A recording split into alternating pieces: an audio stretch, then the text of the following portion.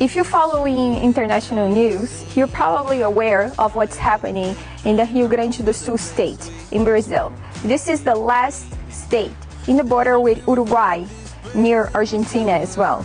More than 400 cities have been flooded, have been completely taken by the water, up to 5 meters, and it's destroying everything on its path.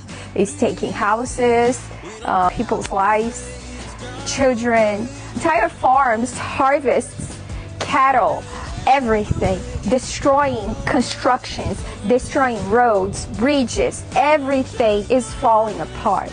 Even the capital, Porto Alegre, is being flooded as well.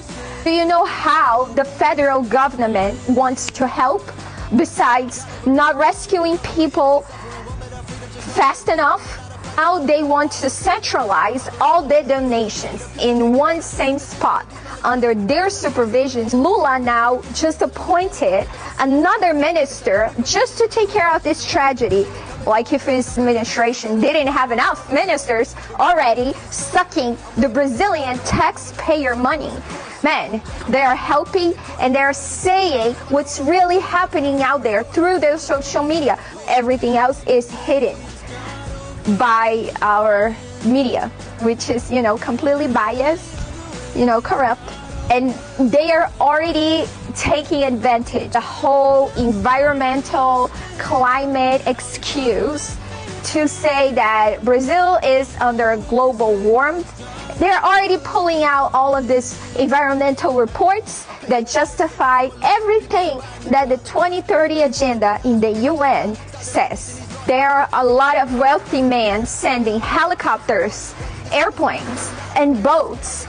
Besides all the food, besides the mattresses, besides the supplies, they're sending actually rescuing teams to that state right now to save as many people as possible. And the people that lost everything are moving to shelters with many other families, many other people. Meanwhile, we have kids being raped in those shelters, women being raped in those shelters. They're having to divide and separate men from women and children because a lot of kids are being abused. The federal government took days to send rescue teams there, to send firefighters, to send the army, to send the Air Force, to send even boats from the Navy. You know who is rescuing those people? The civilians. The other people. The people is rescuing the people. While the Brazilian people keep sending supplies, food, clothes, medicine, the federal government keeps blocking the trucks loaded with food to arrive in the state.